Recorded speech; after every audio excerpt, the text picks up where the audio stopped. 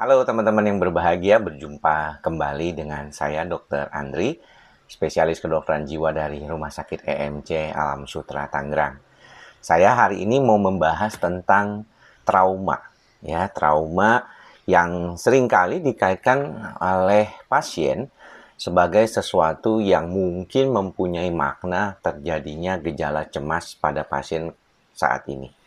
Banyak di antara kita mungkin merasa bahwa kehidupan kita itu tidak selalu sesuai dengan apa yang kita inginkan.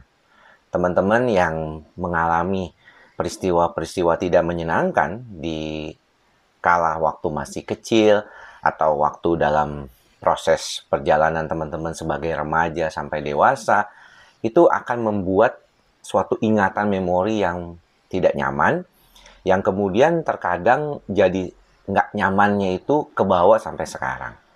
Sering kali ketika saya bertemu pasien dan berkaitan dengan bagaimana kita mengelola kecemasan itu sendiri, banyak di antara mereka yang mengatakan, sebenarnya kalau saya ini mengelola pikiran saya itu, apakah saya harus mengelola trauma saya yang sudah terjadi di dahulu kala gitu? Apakah saya perlu mencoba mengatasi keadaan itu? Atau nggak perlu dok? Katanya mungkin hilang begitu aja. Jadi teman-teman, salah satu yang perlu diingat, teori tentang stres itu sudah lama. Di tahun 1908, Hans Seyle pernah bilang bahwa yang membunuh kita, dalam tanda kutip membunuh kita, itu bukan stresnya, ya, tapi respon kita terhadap stres.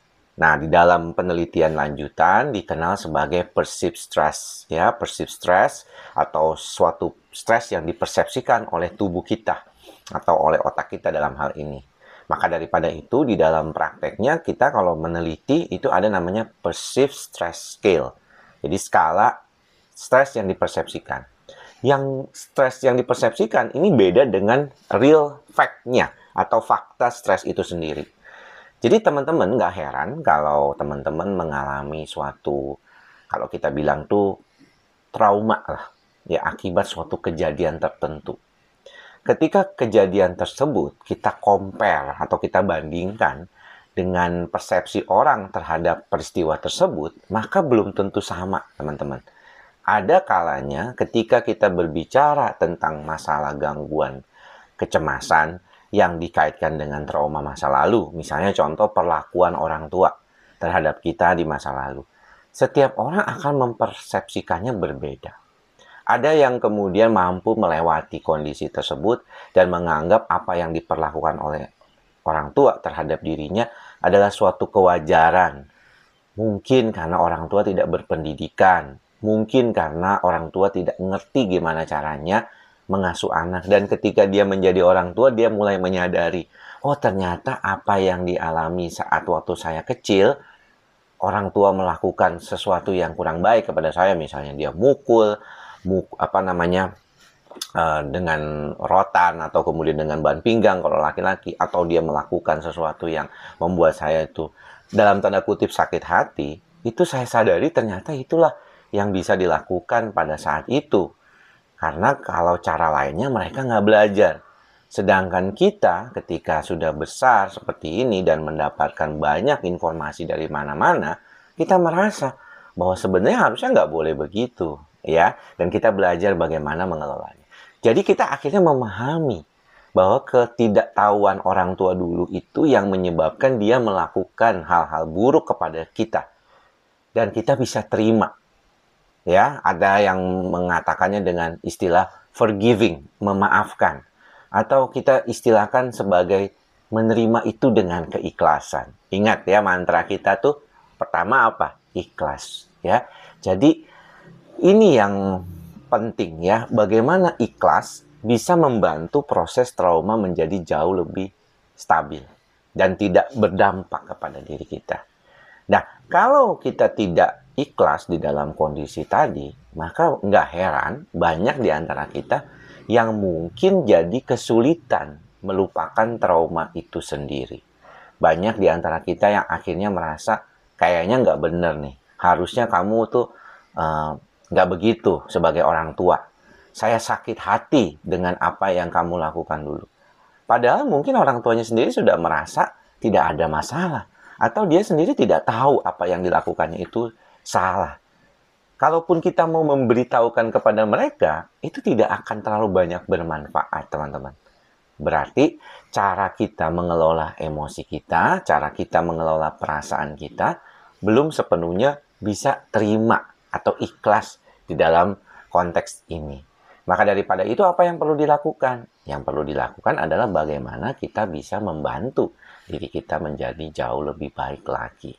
Caranya kita adalah bagaimana kita mengolah pikiran kita untuk tetap ikhlas lagi, balik lagi tadi ya. Jadi nggak ada herannya kalau kita bingung, kok kenapa balik lagi ke ikhlas lagi dok? Iya, karena kita nggak menginginkan remote perasaan kita itu dipegang oleh orang lain. Salah satunya misalnya oleh orang tua kita yang dulu pernah melakukan kesalahan kepada kita di masa lampau. Ya, teman-teman boleh nanti cerita di komen, apakah memang teman-teman juga pernah mengalami persepsi di mana orang tua tuh rasanya kok terlalu egois, terlalu membuat kita itu jadi serba salah, bahkan membuat kita nggak nyaman. Nah, bagaimana cara teman-teman merespon hal tersebut? Kalau bisa ceritakan lebih baik lagi ya tentunya. Nah, dengan singkat supaya teman-teman ada yang mendapatkan komentar, oh iya ini dia yang ternyata bisa saya lakukan buat diri saya. Kadang-kadang kan kalau diomongin secara teori, Anda harus ikhlas, harus sabar, harus sadar. Aduh, apa sih itu dokter ngomongin begitu terus? Apa sih harus yang dilakukan? Pengejuan tahannya, how to manifest this particular mantra in our daily life katanya. Nah, ini kan yang paling penting harus diperhatikan. Jadi komentar teman-teman pasti akan sangat bermanfaat juga buat para subscribers YouTube channel kita ini ya. Nah, teman-teman balik lagi ke kondisi tadi. Ini kan cuma satu contoh nih, yaitu orang tua yang mengalami suatu proses yang tidak baik ya terhadap anaknya, terhadap kita, dan akhirnya memberikan dampak kecemasan kepada kita. Apakah cuma orang tua? Ya enggak. Bullying, ya, atau perlakuan salah dari lingkungan, perlakuan yang tidak tepat, yang membuat kita trauma itu makin, kalau kita lihat ya makin banyak. Cuman bagaimana kita ikhlas menjalaninya aja. Ya, saya misalnya waktu kecil gitu ya, waktu SMP gitu ya, sering kali dipalak gitu ya. Kalau teman-teman nggak tahu dipalak itu apa, yaitu ditodong ya, dimintain duit gitu ya. Karena saya sekolah di sekolah Katolik ya. Kemudian di depan sekolah tersebut ya banyak orang suka ngumpul kalau saya terlambat aja dapat angkot ya, dapat angkutan umum untuk pulang ke rumah. Nah, sendirian nih, udah deh habis deh ya kena todong gitu ya. Sering dikata-katain Cina gitu ya. Sering dikata-katain hal-hal yang nggak enak dan menyakitkan saat itu. Tapi saya melihat itu sebagai sesuatu yang memang kenyataannya mau diapain lagi. Memang saya keturunan Tionghoa, saya orang Cina gitu istilahnya. Kalau di Indonesia disebutnya dulu zaman sebelum Pak Harto itu ya, zaman tahun 80-an, 90-an gitu ya. Jadi memang itulah kenyataannya gitu ya. Jadi kita nggak heran kalau terhadap kondisi itu akhirnya kita sendiri merasa ya udah kita terima. Apalagi orang tua juga mengatakan sudahlah terima aja. Kalau kalian masih mereka ke anak-anaknya, kalau kalian masih bisa memberikan ya sudah. Kalau ditodong yang penting nyawa kita ya. Kalau uang bisa dicari gitu. Jadi hal-hal seperti itu yang akhirnya membantu saya menerima keadaan saya dengan ikhlas. Ya udah mau diapain lagi. Dan itu tidak membuat kita cemas, bahkan di kemudian harinya pun tidak menimbulkan bekas. Nah, ini penting nih teman-teman ya. Karena banyak peristiwa-peristiwa ini di dalam kehidupan kita yang tidak mengenakan kita, yang mungkin teman-teman anggap itu sebagai trauma, bisa membantu kita akhirnya jauh lebih baik kalau kita mau terima. Kalau kita nggak terima teman-teman, maka hasilnya akan berkebalikan. Ini yang mungkin perlu diingat sama teman-teman semua, bagaimana cara mengelola pikiran dengan bagaimana kita mengelola trauma kita agar tetap bisa lebih baik lagi. Ingat, trauma-trauma yang tidak kita bisa toleransi atau kita tidak bisa coping itu akan menyebabkan tekanan di dalam sistem saraf pusat kita, di dalam amigdala kita akhirnya mengalami suatu kecemasan, dan kecemasan itulah yang akan bisa membuat banyak masalah ke depannya.